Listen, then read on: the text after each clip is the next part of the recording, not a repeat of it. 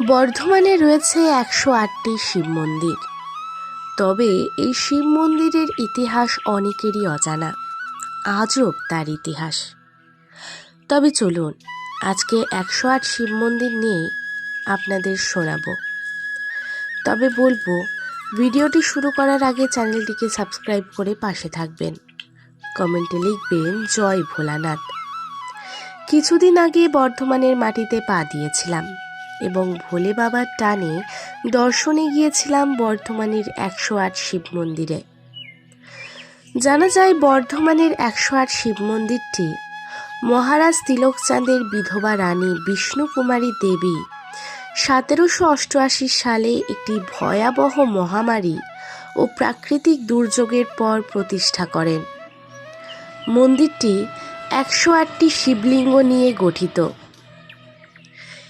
এর নকশা করা হয়েছে দুটি সমকেন্দ্রিক বৃত্তে, যেখানে মোট ১০৮টি ছোট মন্দির রয়েছে। এই ১০৮ শিব মন্দিরটি ১০৮ নামে পরিচিত হলেও এখানে কিন্তু মোট ১০৯টি শিব মন্দির দেখতে পাওয়া যায়। তবে চলুন কে প্রতিষ্ঠা করেছিল এই শিব মন্দিরটি জেনে আসি। সেই সময় তৎকালীন শাসনভার ছিল বর্ধমানের মহারাজ তিলকচাঁদের স্ত্রী মহারানী বিষ্ণুকুমারীর হাতে।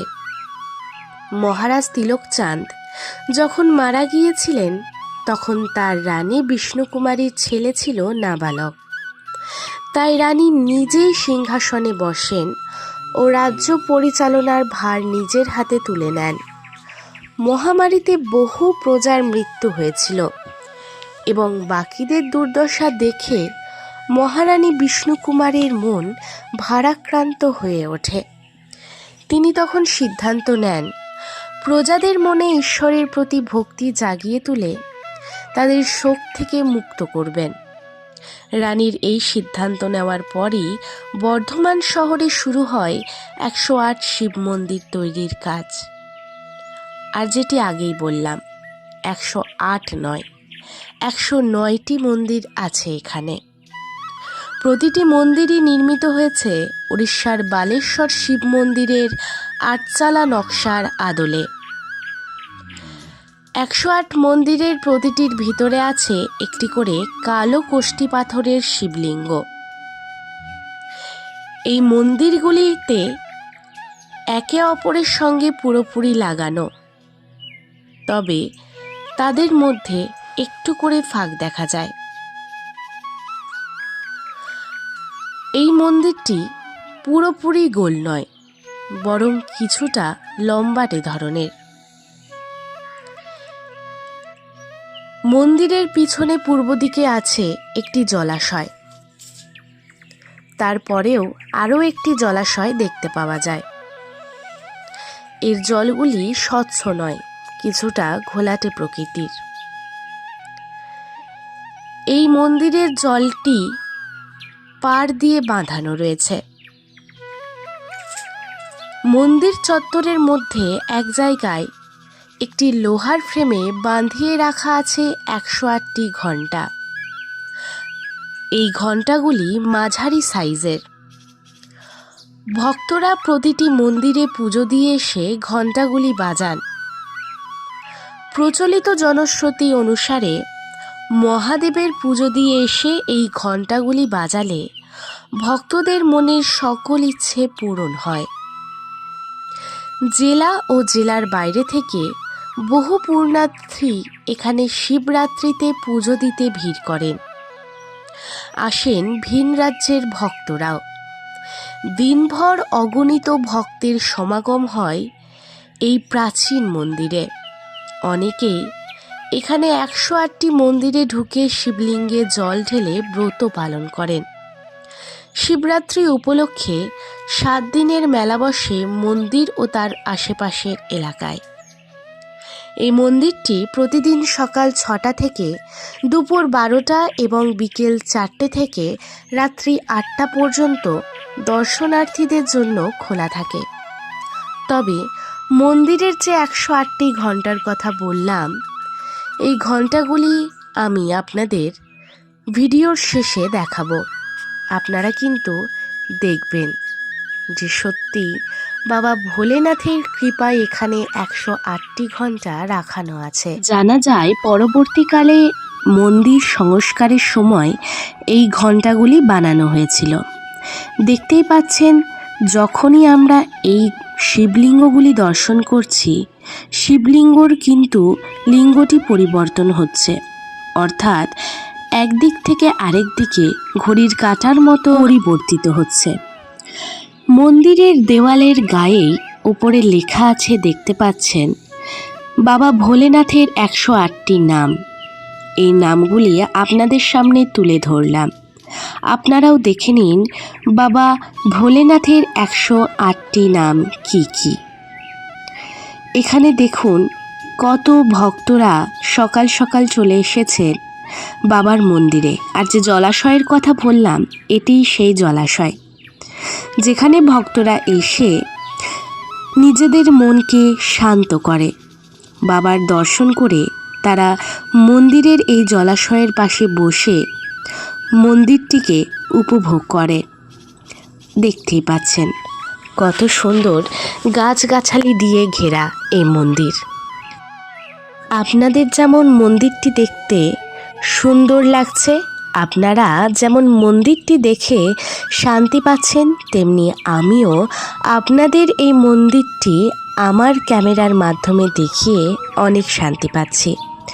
বাবা ভোলেনাথের দর্শনে আজ যেন আমার মনটা শান্ত হয়ে গেল। আপনারা কিন্তু ঘন্টার পর ঘন্টায় এসেও বাবার পাশে নাম জপ করতে পারেন, বা বাবার কাছে এসে বসেই থাকতে পারেন। আর যে দেখুন, এই বাবার নাম হলো ঈশান। ঈশান কোণে, তাই তিনি বসে আছেন। দেখতে পাচ্ছি বাবা ঈশানকে সকাল সকাল কত ভক্তরা এসে সুন্দর করে সাজিয়ে দিয়ে গেছে। তারপরে চলুন আরও বাবাদের দর্শন করে আসি। ইনি হলেন বাবা উমাপতি। সকলের নাম আমি বলতে পারলাম না, কিন্তু আপনারা কিন্তু একদমই নামগুলি দেখতে ভুলবেন না। এটি হলেন বাবা রমাপতি। তারপরে আরও অন্যান্য বাবাদের কাছেও আমি গেলাম।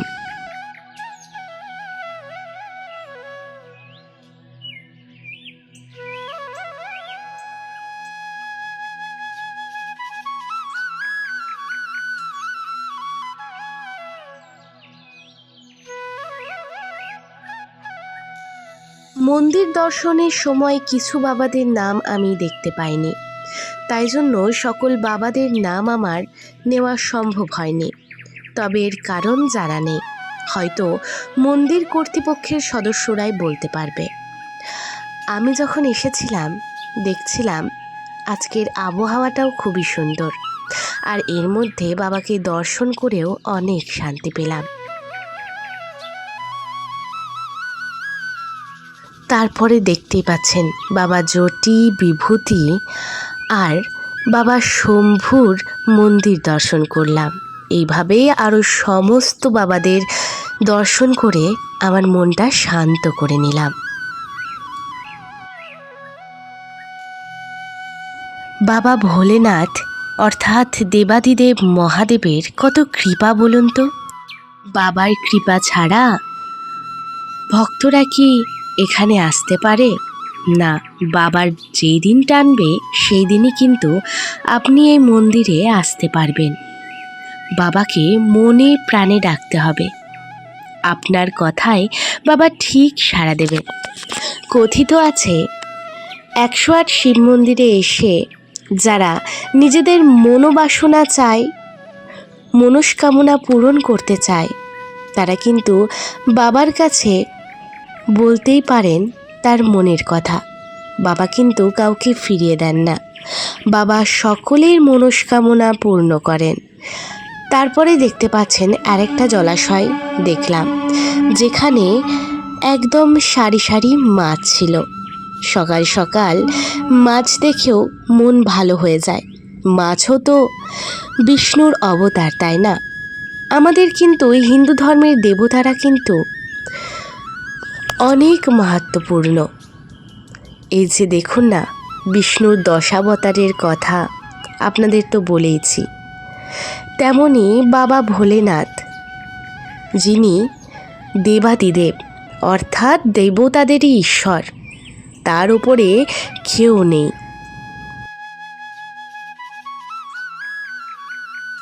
এই 108টি শিবের মাহাত্ম্য আপনাদের আরেকদিন জানাবো।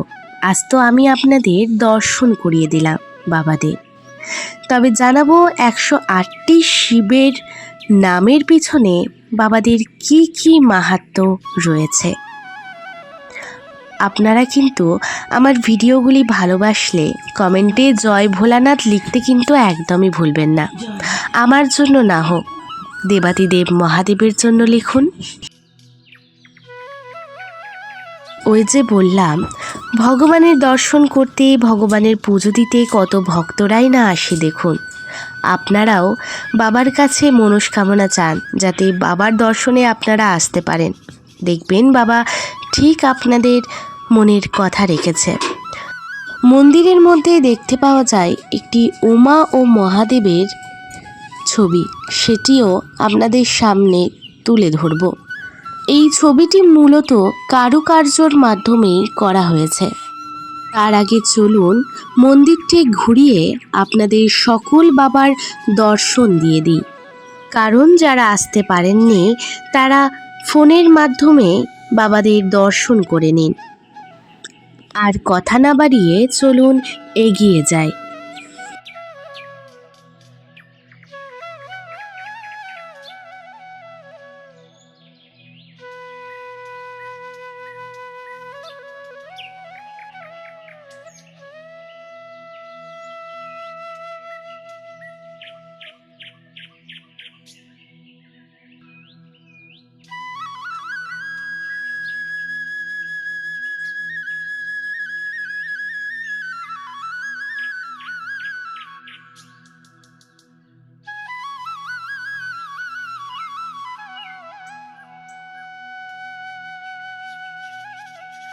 এই যে দেখুন, এই সেই কারুকার্যের কথাই আপনাদের বলছিলাম। আর এই যে দেখুন, এই সেই বটগাছ যেখানে হাজার হাজার ভক্তরা এসে তাদের মনস্কামনার কথা বলে সুতো বেঁধে যায়। তারপরে মন্দিরের ভেতরে আরও সুন্দরতা বাড়াতে এখানে মন্দির কমিটির পক্ষ থেকে একটি পার্ক করা হয়েছে। পার্কের ভেতরে প্রবেশ করতে দেখতে পাচ্ছি একটি ঘন্টা। সেই ঘন্টা বাজিয়ে ভেতরে প্রবেশ করলাম, আর দেখছি সামনেই আছে নন্দী মহারাজ। তারপরেই দেখুন, এই যে এই ঘন্টাগুলির কথাই বলছিলাম, ভক্তরা এই ঘন্টাগুলি বাজিয়েই ভোলেনাথের কাছে তাদের মনোবার্তা পৌঁছে দেন। তারপরে এই টেরাকোটার কাজগুলি আপনারা দেখতেই পাচ্ছেন। তবে শুনে রাখুন, মন্দিরের প্রবেশ মূল্য 2 টাকা। জুতো রাখার জন্য 2 টাকা করে বরাদ্দ করা হয়, ব্যাগ রাখতে চাইলে 5 টাকা। আর পুজোর সামগ্রী মন্দিরের ভেতরেই কিনতে পেয়ে যাবেন। তবে যারা বাবার পুজো দেওয়ার জন্য বাড়ি থেকে আনতে চান তারা আনতে পারেন, তবে মন্দিরটিকে স্বচ্ছতা বজায় রাখবেন। আজ এই পর্যন্তই, দেখা হচ্ছে অন্য ভিডিওতে। কমেন্টে লিখুন জয় ভোলেনাথ। ভিডিওটি কেমন লাগলো জানাতে ভুলবেন না কিন্তু।